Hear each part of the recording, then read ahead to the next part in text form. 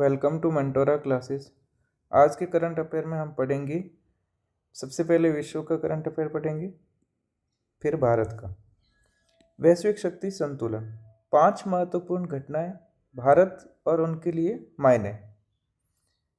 UPSC और RPSC के संबंध में हम अंतर्राष्ट्रीय स्तर पर बात करते हैं। आज की ब्रीफिंग न्यूज़ देखते हैं। चीन ताइवान तनाव, नया सैन्य मोर्चा, ये एक पहली न्यूज है।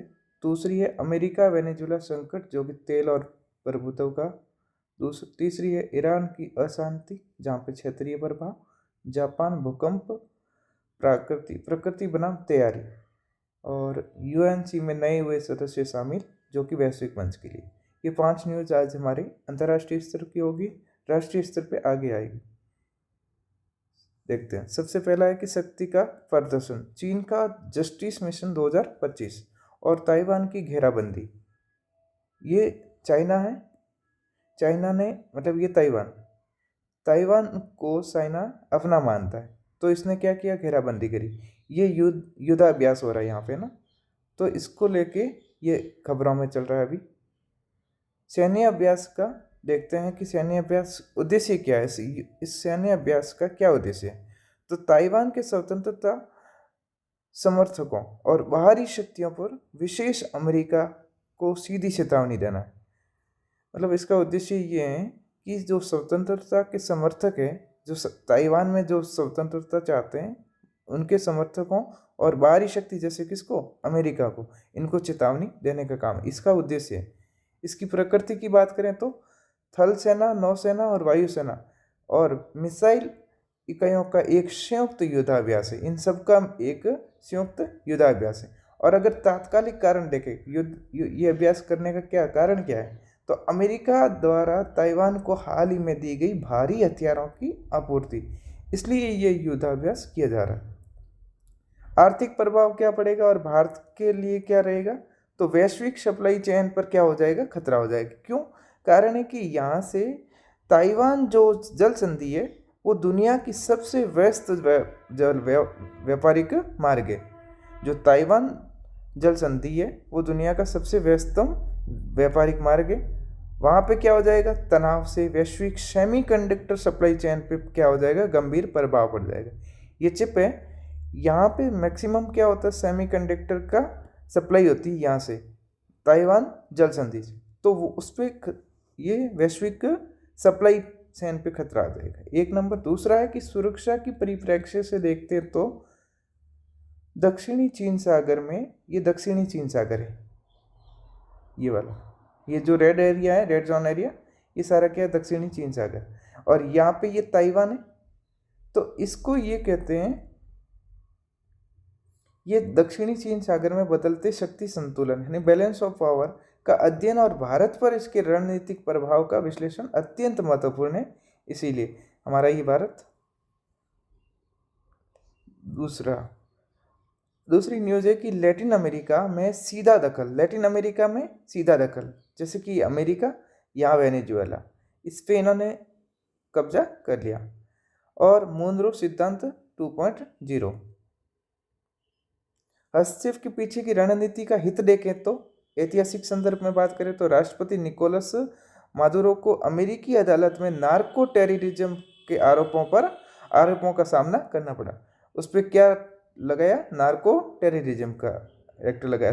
तेल भंडार की बात करें तो अमेरिका का उद्देश्य वेनेजुएला के विशाल तेल भंडारों को वैश्विक बाजार के लिए स्थिर करना है। भू राजनीतिक लक्ष्य है इसका कि वेनेजुएला में बढ़ते रूसी चीन प्रभाव को समाप्त करना था। रूस के और चीन के प्रभाव को समाप्त करने के लिए इन्होंने ये कदम उठाया।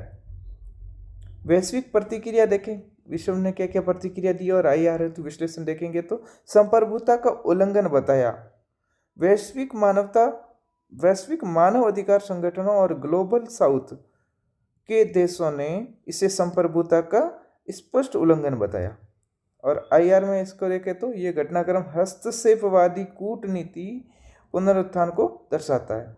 मेंस के लिए वैश्विक व्यवस्था और संप्रभुता के लिए संकट का विषय एक महत्वपूर्ण केस स्टडी है, और ये मुनरो सिद्धांत 2.0 है, इसी ट्रम्प सिद्धांत कहते हैं। तीसरी न्यूज है हमारी अंतर्राष्ट्रीय स्तर पे ईरान में सुलगती आग या अशांति। आंतरिक प्रदर्शनों का बाहरी प्रभाव। आंतरिक प्रदर्शनों का बाहरी प्रभाव, प्रदर्शनों का 10वां दिन, मतलब वहाँ पे क्या हो रहा है, आंतरिक प्रदर्शन हो रहे हैं, अशांति फैली हुई। कहाँ पे? ईरान के अंदर। ये 10 दिन हो गए। बढ़ती महंगाई और शासन के विरुद्ध व्यापक नागरिकों का असंतोष है। तो ये ईरान की बात है। यहाँ पे क्षेत्रीय अस्थिरता और भारत के सामरिक हित देखते हैं। क्षेत्रीय प्रभाव क्या होगा कि यहाँ पे तेल की कीमतें क्या हो जाएगी, हाइक कर लेगी। मध्य पूर्व यानी मिडल ईस्ट में अस्थिरता बढ़ने से तेल की कीमतों में अप्रत्याशित उछाल आ सकती है। और अगर भारत पे प्रभाव देखें तो ये भारत हमारा और ये ईरान, ये यहाँ पे चाबार बंदरगाह पोर्ट। तो ईरान में किसी भी प्रकार की बड़ी अस्थिरता भारत के प्रमुख सामरिक निवेश, विशेष रूप से शाहबार बंदरगाह पर सीधा असर डाल सकती है। ये हमारे भारत के पर्सपेक्टिव से। जब धरती कांपती, मतलब ये जापान की, ये चौथा न्यूज है। फोर्थ न्यूज में कहा है कि जब धरती कांपी, यानी जापान के अंदर क्या हुआ, भूकंप आया पैसिफिक रिंग ऑफ फायर में। पैसिफिक रिंग ऑफ फायर में यानी पैसिफिक ओशियन, उसके अंदर रिंग ऑफ फायर, वहाँ पे भूकंप आने की ज़्यादा रहता है। तो उसको हमने पूरी दीवार का के रिंग को क्या बोल दिया, Pacific of ring of fire. तीव्रता कितनी रही यहाँ पे, जब जापान में भूकंप आया अभी, तो उसकी तीव्रता कितनी रही, 6.2। उसका केंद्र था सिमने प्रांत। और इसका परिणाम रहा कि सुनामी का कोई खतरा नहीं है। जो मतलब इस भूकंप से सुनामी आने का कोई खतरा नहीं है। ये भूकंप जापान के अंदर आया था। यहाँ पे सिमने प्रांत है, जापान है ये पूरा। तो ये जापान के अंदर ये सिमने प्रांत है, वहाँ पे ये एपी सेंटर यहाँ पे रहा था इसका। भूवैज्ञानिक का कारण और आपदा प्रबंधन का जापानी मॉडल देखते हैं। आपदा प्रबंधन के लिए जापान ने कितनी तैयारी कर रखी है, उसके मॉडल्स को देखते हैं। तो भूवैज्ञानिक परिप्रेक्ष्य से देखते हैं तो ये जापान है, ये पूरा जापान। इसमें यहाँ पे ये सिमने जगह है, वहाँ पे इसका एपिसेंटर देखा गया। जापान की स्थिति पैसिफिक रिंग ऑफ फायर के अंदर आती है, जहाँ कई टेक्टोनिक प्लेट्स मिलती है। ये पैसिफिक रिंग है, यहाँ पे क्या, जैसे कि ये जापान है, तो यहाँ पे ये कौन सी यूरेशियन प्लेट है, ये फिलीपींस प्लेट है, ये उत्तरी अमेरिकी प्लेट है, और ये उत्तरी अमेरिकी प्लेट है, मतलब ये वाली। तो यहाँ पे बहुत सारी प्लेटें आपस में टकराती है, इसलिए ये पैसिफिक रिंग ऑफ फायर कहा जाता है। तो टेक्टोनिक प्लेट्स मिलती है जो इसे भूकंपीय रूप से सक्रिय बनाती है। ये एरिया पूरा क्या है, भूकंप के रूप से सक्रिय। और परीक्षा के हित से देखें तो हम GS1 के अंदर देखेंगे जापान की अर्ली वार्निंग सिस्टम। जापान का कौन सा अर्ली वार्निंग सिस्टम, पहले से ही वार्न कर लेता है। और भूकंप प्रतिरोधी बुनियादी ढांचे ये की प्रभावशीलता एक बार फिर सिद्ध हुई। प्लेट टेक्टोनिक्स और भूकंपीय क्षेत्रों का वितरण एक महत्वपूर्ण विषय है। नेक्स्ट है हमारा वैश्विक मंच पर नए चेहरे। UNSC के 2026-27 के लिए नए स्थायी सदस्य चुने गए। नए सदस्यों का महत्व और भारत का हित देखते हैं। पहले नए सदस्य कौन कौन जुड़े, Bahrain, Colombia, DR Congo, Latvia और लाइबेरिया, ये देश जुड़े हैं अभी। कार्यकाल इनका क्या रहेगा, 26 से 27 के अंत तक। और लातविया है वो पहली बार सदस्य पूर्वी यूरोप के दृष्टिकोण को मजबूती देगा। बहरीन फिलीपींस मुद्दे को अपने सर्वोच्च प्राथमिकता घोषित करेगा। बहरीन है वो क्या करेगा, फिलिस्तीनी मुद्दा, उस मुद्दे को सर्वोच्च प्राथमिकता घोषित करेगा। और भारत इन नए सदस्यों के साथ मिलकर UNSC सुधारों और आतंकवाद के विरोध में वैश्विक सहयोग पर काम कर सकता है। ये भारत के संबंध में बात। परीक्षा की दृष्टि से देखें तो UNSC की संरचना और चुनाव प्रक्रिया प्रीलिम्स के लिए महत्वपूर्ण है। सामरिक निष्कर्ष देखते हैं सबका। सबसे पहले हमने न्यूज़ देखी थी बढ़ती शक्ति प्रतिस्पर्धा, अमेरिका चीन का तनाव, ताइवान, जैसे कि अमेरिका ने क्या किया था, ताइवान को हथियार दिए थे, तो चाइना ने क्या किया, यहाँ पे युद्धाभ्यास किया और ताइवान को घेर दिया था। प्रभाव क्षेत्रों का संघर्ष, वेनेजुएला वैश्विक अस्थिरता के कारण हो रखा है। एक ताइवान चाइना का संघर्ष, अमेरिका और वेनेजुएला का संकट, ये वैश्विक अस्थिरता का मुख्य कारण बना हुआ है। संसाधन और व्यापार मार्ग की बात करें तो तेल वेनेजुएला से और लेकर सेमीकंडक्टर कहाँ से, ताइवान से तक आर्थिक हित भी आज सैन्य और राजनीतिक कार्यों को संचालित करते हैं। आंतरिक बनाम बाहरी की बात करें तो ईरान की अशांति दिखाती है कि कैसे घरेलू मुद्दे क्षेत्रीय और वैश्विक स्थिरता के लिए खतरा बन सकते हैं। मतलब खुद स्थानीय मुद्दे भी, घरेलू मुद्दे, वो क्षेत्रीय और वैश्विक दोनों के लिए स्थिरता के लिए खतरा बन सकते हैं, जो भारत के हितों को भी प्रभावित करते हैं। तैयारी का महत्व देखते हैं, यानी ये जापान का उदाहरण साबित करता है कि प्राकृतिक आपदाओं के सामने मजबूत शासन और तकनीकी तैयार जीवन और संपत्ति की रक्षा कर सकती है। ये जापान का मॉडल है, संरचनात्मक मॉडल। तो ये था वैश्विक स्तर पे। अब हम पढ़ेंगे भारत का। इससे पहले मैं आपसे कहना चाहूँगा कि हमारा मेंटोरा क्लासेस को आप सब्सक्राइब करें, और मेंटोरा क्लासेस ऑफिशियल टेलीग्राम है, उस पर ये आपको PDF भी मिल जाएगा, वो ज्वाइन कर ले आप। नेक्स्ट देखते हैं कि भारत का नया अंतरिक्ष अध्याय। इसमें है कि PSLV C62 मिशन, ऑर्बिट में ईंधन भरने की भविष्य की तकनीक का प्रदर्शन। ऑर्बिट के अंदर ही क्या किया जाएगा, ईंधन को यानी रीफ्यूलिंग किया जाएगा। तो उसकी भविष्य की तकनीक को अभी लॉन्च किया है। PSLV करेंगे अभी 12 तारीख को, PSLV C62 मिशन, ये 12 जनवरी को लॉन्च हो रहा है। इसरो का मिशन है ये। मिशन का परिचय देखें तो PSLV C62 की उड़ान प्रक्षेपण कहाँ से होगा, भारतीय अंतरिक्ष अनुसंधान संगठन यानी इसरो द्वारा वर्ष का पहला महत्वपूर्ण प्रक्षेपण होगा। ये तिथि कब है, 12 जनवरी 2026 को। इसका मुख्य उद्देश्य क्या है कि उन्नत पृथ्वी अवलोकन करेगा। ये क्या क्या इसका ऑब्जर्वेशन, क्या ऑब्जेक्ट्स क्या होंगे कि उन्नत पृथ्वी अवलोकन हो गया, और भारत की पहली इन ऑर्बिट रीफ्यूलिंग क्षमता का परीक्षण भी ये करेगा।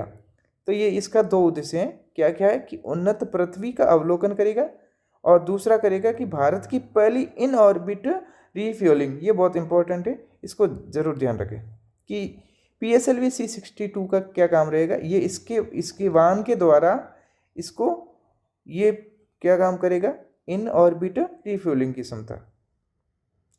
मुख्य पेलोड देखते हैं, इसके अंदर क्या है, पृथ्वी पर भारत की नज़र। इस पे पेलोड कौन सा है, EOS-N1 अन्वेषा बोलते हैं ना प्रकार। ये एक प्रकार का आधुनिक अर्थ ऑब्जर्वेशन सैटेलाइट है। कैसा सैटेलाइट है, अर्थ ऑब्जर्वेशन सैटेलाइट। यहाँ से आप देखेंगे तो ये सैटेलाइट है जो क्या करेगा, पूरी पृथ्वी पे निगाह रखेगा, और इसमें ही हमारा भारत भी आएगा। प्रमुख अनुप्रयोग, इसके की एप्लीकेशंस देखते हैं। कृषि के बारे में बात करें तो फसल स्वास्थ्य की निगरानी रखेगा, पैदावार का अनुमान लगाने में मदद करेगा, पैदावार कितनी हुई है उसमें भी ये मदद करेगा। आपदा प्रबंधन की बात करें तो उसमें क्या काम आएगा, बाढ़ और सूखे जैसी प्राकृतिक आपदाओं को त्वरित जानकारी प्रदान करेगा। तो ये इसका काम रहेगा, मुख्य अनुप्रयोग रहेंगे इसके काम। विशेष आकर्षण की बात करें तो भारत का भविष्य अंतरिक्ष ईंधन स्टेशन यानी आयुष LSAT है ना परिचय। ये भारत का पहला इन ऑर्बिट रिफ्यूलिंग अंतरिक्ष में ईंधन भरना का प्रदर्शन करने वाला है। डेवलपर किसने डेवलप किया, तो इसे भारतीय स्टार्टअप ऑर्बिट AID द्वारा विकसित किया गया। महत्व की बात करें तो ये उपग्रहों के जीवन काल को बढ़ाने और अंतरिक्ष मिशनों को अधिक टिकाऊ बनाने की दिशा में क्रांतिकारी कदम होगा, क्योंकि ऑर्बिट के अंदर ही रीफ्यूलिंग कर दिया जाएगा। तो क्या हो जाएगा कि अंतरिक्ष में इसके मिशन है जो कि उसकी अधिक टिकाऊ हो जाएंगी, उनका जीवन काल बढ़ जाएगा। इसलिए सबसे पहले हम देखें कैसे काम करती है ये, मतलब इन ऑर्बिट रीफ्यूलिंग तकनीक। ये इन ऑर्बिट रीफ्यूलिंग तकनीक के बारे में देखते हैं कि सबसे पहला पॉइंट है कि अप्रोच, इसकी पहुंच कैसे होगी। रीफ्यूलर सैटेलाइट्स, रीफ्यूलर सैटेलाइट का नाम क्या है, आयुलसैट। आयुलसैट लक्ष्य उपग्रह के पास पहुंचता है। ये जैसे कि मान लो ये आयुलसैट, ये हमारा ये उपग्रह कौन सा है, ये इसका लक्ष्य है। ये मान लो इस उपग्रह के अंदर हमें रीफ्यूलिंग करना है, और ये इसका नाम क्या है, आयुलसैट। ये सैटेलाइट है, रीफ्यूल सैटेलाइटर है, ठीक है। अब ये पहुंचेगा इसके पास में, जैसे ये पहुंचा यहाँ पे, अब यहाँ पे ये डॉकिंग का सिस्टम होगा, ये डॉक करेगा, तो ये सिस्टम इस सैटेलाइट के साथ में डॉक करेगा। तो ये दूसरा स्टेप में क्या होगा, डॉकिंग। एक रोबोटिक आर्म यानी भुजा इसकी, एक हाथ है इसका, आर्म के माध्यम से सुरक्षित रूप से जुड़ता है। अब ये जैसे क्या किया, रोबोटिक आर्म से ये सैटेलाइट के साथ में जुड़ जाएगा। अब तीसरे स्टेप में क्या पड़ेगा, ये ईंधन ट्रांसफर होगा। जब ये आप में सैटेलाइट और ये सैटेलाइटर दोनों आपस में जुड़ गए, तो ये क्या हो जाएगा, जैसे कि आप देखो, ये सैटेलाइटर के साथ में अभी ईंधन का क्या हो रहा है, रिफ्यूल हो रहा है, मतलब इसके अंदर वापस फ्यूल भरा जा रहा है, ठीक है। अब ये तीसरा स्टेप। चौथे स्टेप में क्या होगा, जीवन काल का विस्तार हो जाएगा, लाइफ एक्सटेंशन बढ़ जाएगी, क्योंकि जब रीफ्यूल हो जाएगा, अब जैसे कि आप पहले देख रहे थे इसका डिफरेंट कलर था, अभी देखो अब ये एनर्जेटिक हो रखा है, क्योंकि इसको फ्यूल क्या मिल गया है, कंप्लीट फ्यूल हो गया, क्योंकि फ्यूल हमने इससे भर दिया। तो ईंधन प्राप्त करने वाले उपग्रह का जीवन काल है वो बढ़ जाता है, तो इसका जीवन काल बढ़ जाएगा क्योंकि बैटरी चार्ज कर ली। चौथे में जीवन विस्तार, लाइफ एक्सटेंशन, वो एक ही है। नेक्स्ट देखते हैं, ये तो थी हमारी ये टेक्निक, कौन सी टेक्निक, रीफ्यूलिंग टेक्निक। वैश्विक सहयोग पे बात करें तो अंतरिक्ष में साझेदारी, इसका अंतरिक्ष में क्या होगा, साझेदारी होगी। ये भारत है यहाँ पे, और यहाँ पे देखते हैं PSLV C62 मिशन में अन्य अंतर्राष्ट्रीय पेलोड भी शामिल है। कौन कौन से हैं, एक तो कहाँ का है, स्पेन का है किड कैप्सूल भी इस मिशन का एक हिस्सा है। ये स्पेन का याद रखना कि स्पेन का भी योगदान है इसमें। कौन सा, स्पेन का किड कैप्सूल। और मॉरिशस का क्या है, मॉरिशस का एक भारतीय मॉरिशस संयुक्त उपग्रह भी है, प्रक्षेपित किया जाएगा, दोनों देशों के बीच में अंतरिक्ष सहयोग को बढ़ावा देगा। तो ये मॉरिशस का है और स्पेन, दोनों का योगदान भी है इसमें मिशन में। तो 3 देशों का इसमें वैश्विक सहयोग रहा है, स्पेन का और इसका मॉरिशस का। स्पेन का है हमने किड कैप्सूल देखा, मॉरिशस का हमने देखा कि एक भारत मॉरिशस संयुक्त उपग्रह भी प्रक्षेपित किया जाएगा। आगे ये परीक्षा की दृष्टि से बात करें तो GS3 के अंदर आएगा जो विज्ञान और प्रौद्योगिकी थी। मेंस परीक्षा के लिए अत्यंत महत्वपूर्ण है, क्योंकि इसमें विशेष ध्यान देने वाली बात है कि इन ऑर्बिट सर्विसिंग है, ये बहुत इंपॉर्टेंट है। ये अंतरिक्ष में उपग्रहों की मरम्मत करेगा, पर अपग्रेड करेगा, और ईंधन भरने की क्षमता है वो इसमें दिखाएगी। आयुल सेट इसका एक प्रमुख उदाहरण होगा। आयुल सेट ये हमें याद रखना है। स्पेस सस्टेनेबिलिटी की बात करें तो इसका लक्ष्य क्या होगा, अंतरिक्ष मलबे को कम करना होगा। ये जब हम स्पेस सस्टेनेबिलिटी की बात करें तब अंतरिक्ष में जो मलबा है उसको कम करना है, और अंतरिक्ष संपत्तियों के जीवन को लंबा करना है। रीफ्यूलिंग सबसे पुराने उपग्रहों को बदलने की आवश्यकता कम करती है, और इसमें अंतरिक्ष अधिक टिकाऊ होता है। अंतरिक्ष क्या होगा, अधिक टिकाऊ, क्योंकि उपग्रह बार बार भेजने नहीं पड़ेंगे नए, क्योंकि पुराने उपग्रहों में क्या किया जाएगा, रीफ्यूलिंग, जिससे उपग्रहों को टिकाऊ बनाया जा सकता है। तो आगे देखते हैं, नेक्स्ट है हमारी टॉपिक भारत की आर्थिक छलांग 7.4%। विकास दर का विश्लेषण करेंगे। ये NSO यानी राष्ट्रीय सांख्यिकी कार्यालय के प्रथम अग्रिम अनुमान 2025-26 का एक गहन दृष्टि देखते हैं इस पे।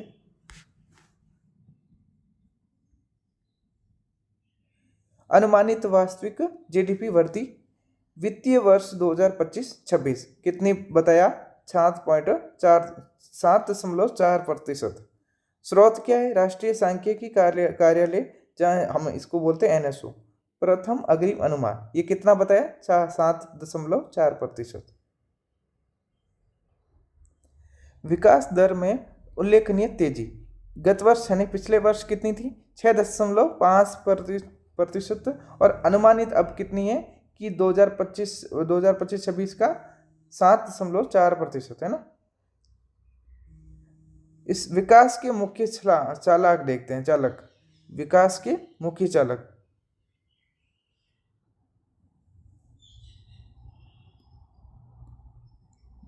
विकास के मुख्य चालक विनिर्माण क्षेत्र में देखते हैं तो बात कर रहे हैं कि विनिर्माण मैन्युफैक्चरिंग क्षेत्र में 7% से अधिक मजबूत वृद्धि दर की गई, जो आर्थिक गति का एक प्रमुख स्तंभ होगा। ये सबसे पहले हम विनिर्माण की बात करें। नेक्स्ट देखते हैं विकास के मुख्य चालक। सेकंड, इसमें क्या होगा? सेवा क्षेत्र। सबसे पहले हमने मैन्युफैक्चरिंग देखा, अभी देखेंगे हम सेवा क्षेत्र में।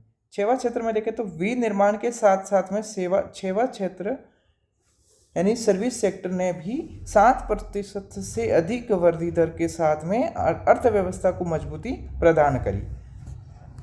और आगे देखते हैं जब तो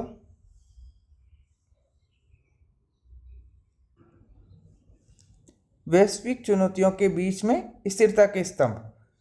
वैश्विक टैरिफ झटकों यानी जब ट्रंप ने टैरिफ लगाया तो उसके और अनिश्चितताओं के बावजूद में अर्थव्यवस्था को दो प्रमुख स्तंभों से मजबूत सहारा मिला। किस किस को? एक तो मैन्युफैक्चरिंग से हमने देखा था, दूसरा देखा था हमने सेवा क्षेत्र से।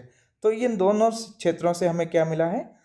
वैश्विक स्तर पे ये इतनी चुनौतियां होने के बावजूद भी हमने इन दो सहारे मिल गए थे। घरेलू उपभोग यानी कंजप्शंस और सरकारी निवेश कैपेक्स।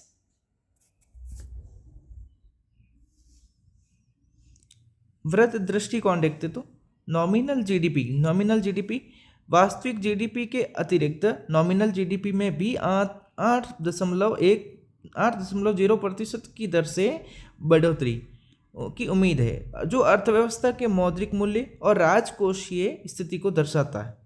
नॉमिनल जीडीपी की बात करें तो कितनी? 8.0%। और वास्तविक जीडीपी की कितनी बात कर रही है? 7.4% की बात है।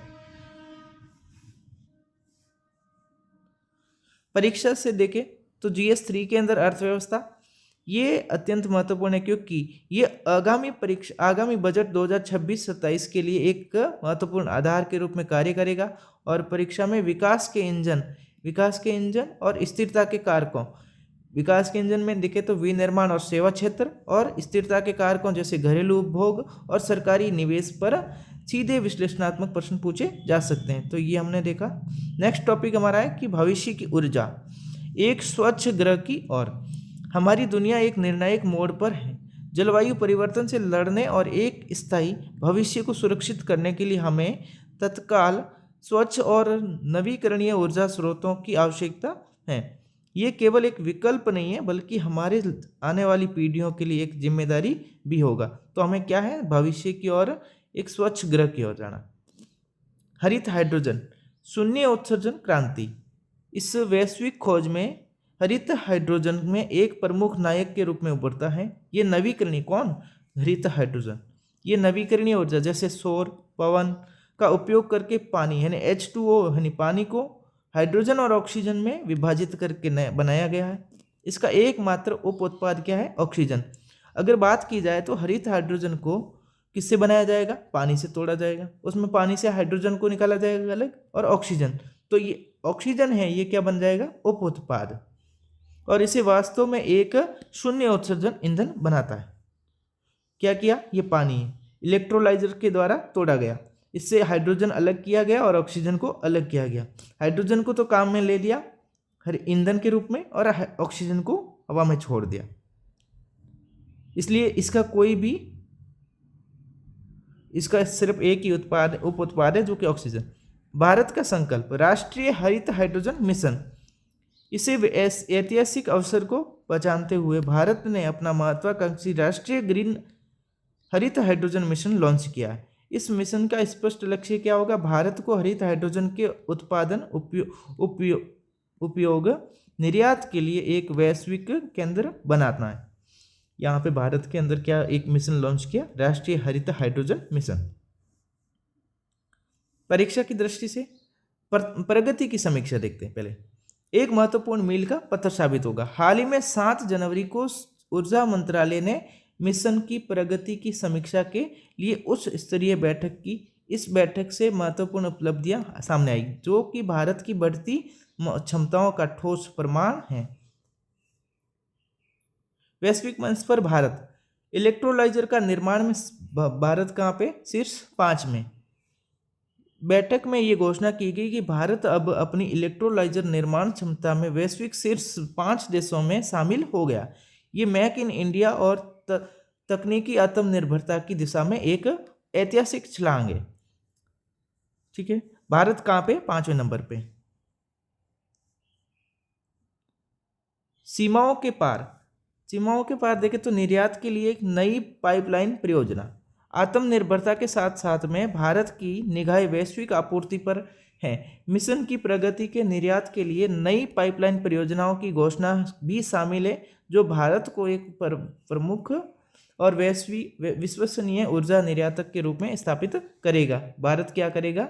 यहाँ से ऊर्जा का निर्यात करेगा। दोहरी सफलता, आत्मनिर्भरता से वैश्विक नेतृत्व तक, ये दोनों उपलब्धियां मिलकर एक शक्तिशाली रणनीतिक को दर्शाती हैं। एक तरफ इलेक्ट्रोलाइजर निर्माण में आत्मनिर्भरता देश की ऊर्जा सुरक्षा सुनिश्चित करती है, दूसरी तरफ निर्यात परियोजना भारत को वैश्विक नेतृत्व की भूमिका में स्थापित करती है। इलेक्ट्रोलाइजर क्षमता है वो भारत में क्या करेगा? निर्यात करेगा, निर्यात पाइपलाइन। भारत का हरित भविष्य, ऊर्जा स्वतंत्रता का नया अध्याय। जब राष्ट्रीय हरित हाइड्रोजन मिशन केवल एक सरकारी नीति नहीं है, बल्कि 1.4 अरब भारतीयों का एक राष्ट्रीय संकल्प है। ये भारत की ऊर्जा स्वतंत्रता और एक स्वच्छ स्थायी ग्रह के प्रति अटूट प्रतिबद्धता का मार्ग प्रशस्त करता है ना।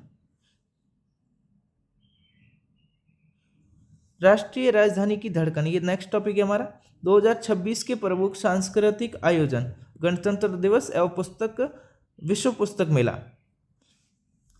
ये परीक्षा की दृष्टि से GS1 में होगा, कला और संस्कृति में। उत्सव का मंच देखते हैं। दिल्ली के 2 प्रतिष्ठित केंद्र कौन कौन सा? एक है यहाँ पे कर्तव्य पथ, दूसरा यहाँ पे है ये भारत मंडपम। तो पहला स्थान कर्तव्य पथ, इससे आयोजन क्या होगा कि कर्तव्य पथ पे गणतंत्र दिवस समारोह 2026 का होगा। और दूसरा स्थान है हमारा भारत मंडपम, यहाँ पे आयोजन किसका होगा? विश्व पुस्तक मेला 2026 का। नेक्स्ट देखते हैं, गणतंत्र दिवस 2026 राष्ट्रीय शक्ति प्रदर्शन। स्थान कहाँ पे? कर्तव्य पथ पे। स्थिति क्या है? टिकटों की बिक्री और पूर्वाभ्यास प्रारंभ हो गया है।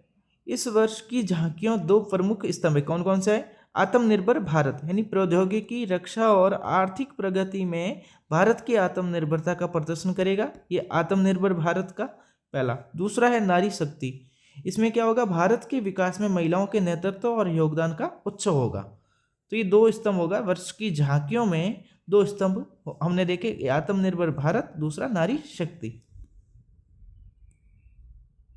विश्व पुस्तक मेला, इसकी बात करें तो ज्ञान और वीरता का संगम। आयोजन कहाँ पे होगा? भारत मंडपम या प्रगति मैदान पर है ना। भारत मंडपम कहाँ पे? प्रगति मैदान पे। तिथियां क्या होगी? 10 से 18 जनवरी के बीच में होगा, जो कि 2026 में। इस वर्ष की थीम क्या होगी? इस वर्ष की थीम है भारतीय सेना इतिहास। इसकी थीम क्या है? वीरता और ज्ञान एट 75। ये हमारी थीम है, वीरता और ज्ञान एट 75। इसका मीनिंग है वो हम देखते हैं तीनों का, इसको विस्तार से देखते हैं। थीम का विश्लेषण देखते हैं, वीरता, ज्ञान और एट 75। सबसे पहले वीरता को देखते हैं। ये भारतीय सशस्त्र बलों के शौर्य, बलिदान और रणनीतिक विजयों का सम्मान करना है, पहला। दूसरा है ज्ञान, ये सैन्य इतिहास के दस्तावेजीकरण, रणनीतिक ग्रंथों और अकादमिक अध्ययन के महत्व पे जोर देगा। एट 75 का क्या मतलब है? कि प्रतीक है ये किसका? स्वतंत्रता के 75 वर्ष के बाद भारत की सैन्य विरासत की परिपक्वता और गौरव को दर्शाएगा। ये थीम राष्ट्रीय सुरक्षा, इतिहास और साहित्य के प्रतिशोधन को दर्शाती है और इसे GS1 के लिए महत्वपूर्ण विषय बनाएगी। तो ये आगे देखते हैं, 2 आयोजन एक भावना, राष्ट्रीय गौरव के प्रतीक क्या है? गणतंत्र दिवस 2026 का केंद्र बिंदु है सैन्य शक्ति, सांस्कृतिक विविधता, आत्मनिर्भरता, महिला सशक्तिकरण। ये हमारे मुख्य केंद्र बिंदु होगा। संदेश क्या होगा? एक आधुनिक और शक्तिशाली राष्ट्र का उदय हो रहा है। विश्व पुस्तक मेले का देखते हैं तो केंद्र बिंदु कहाँ पे क्या है? बौद्धिक संपदा, ऐतिहासिक चेतना, ज्ञान परंपरा।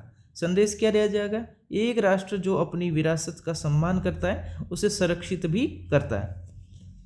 दोनों आयोजन भारत की सॉफ्ट पावर और हार्ड पावर के अनूठे मिश्रण को दर्शाता है।